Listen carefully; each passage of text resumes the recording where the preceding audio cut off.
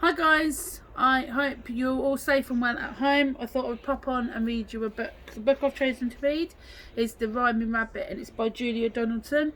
I've chosen Julia Donaldson because that was the author we looked at during book week. If my camera woman is a little bit dodgy, it's because it's Lily Beth and she can't seem to hold her hand still, so hopefully you'll get the gist of the book anyway. So, The Rhyming Rabbit. This is take 2, by the way, peeps. The Rhyming Rabbit was sitting with his family in a grassy field. All the other rabbits were eating grass, but the Rhyming Rabbit was making up a poem about it. Grass is growing all around. It makes a lovely swishing sound. It looks so green, it smells so sweet, and best of all, it's good to eat. Stop rhyming! Start eating, said the other rabbits. It was beginning to get dark when one of the rabbits pricked up his ears and stamped his foot.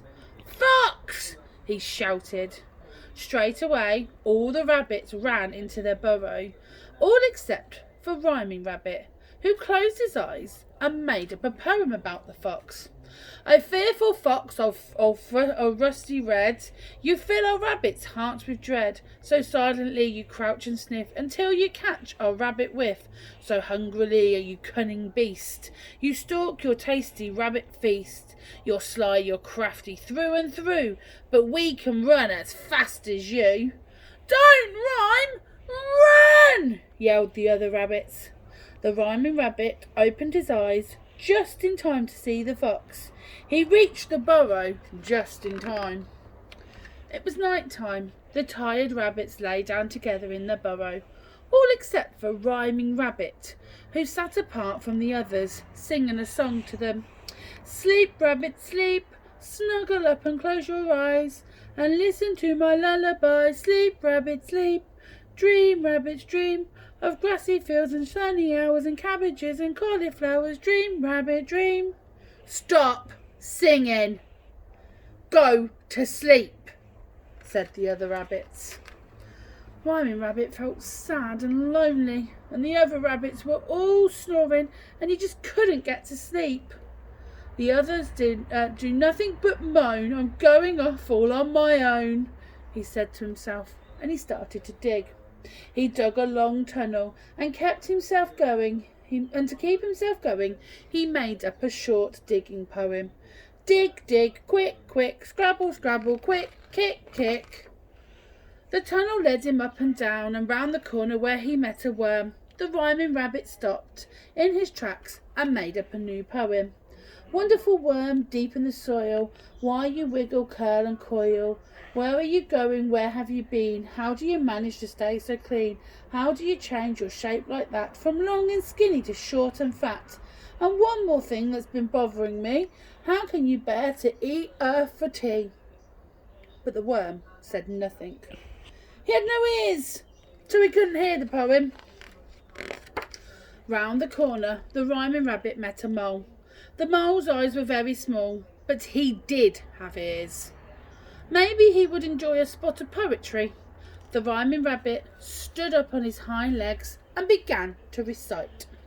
Marvellous mole as black as coal, with shoveling toes and a pointy nose. You shuffle around beneath the ground. You're practically blind, but never mind. At least you can hear me, so lend me your ear and hear when I say, moles rule, okay? Be quiet, said the mole.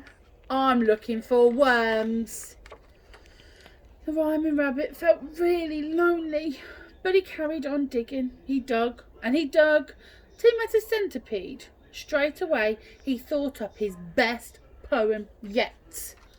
Oh, centipede with 100 legs, suppose you laid 100 eggs, and suppose the baby centipedes had 100 legs like their mums and dad. How many legs would that be? And suppose the baby centipede grew, and they each laid 100 eggs like you, and all of the new little sisters and brothers had just the same number of legs as the others. How many legs would that be? Shut up, said the millipede. I ate sums. The Rhyming Rabbit felt sadder and lonelier than ever, and he felt hungry too. He dug his way up out of the earth and into the open air, and found himself on a hill. The grass was covered in dew. It tasted delicious. The rhyming rabbit ate and ate until he felt better. Then he gazed up at the night sky and he made up a new poem. O midnight blue and velvet sky, O silver star so bright and high, O yellow moon so clear and full, that shines on trees and grass, and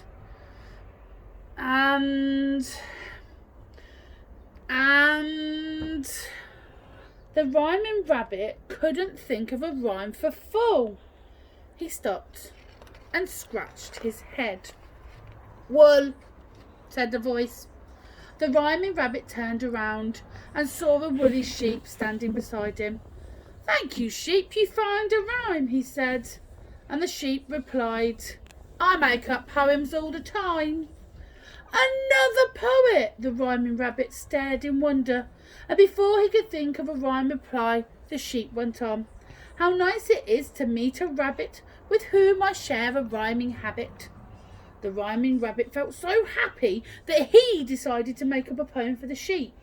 O pretty poetic sheep, who stands upon the hill so steep, with handsome horns and woolly fleece, with as white as snow, or clouds, or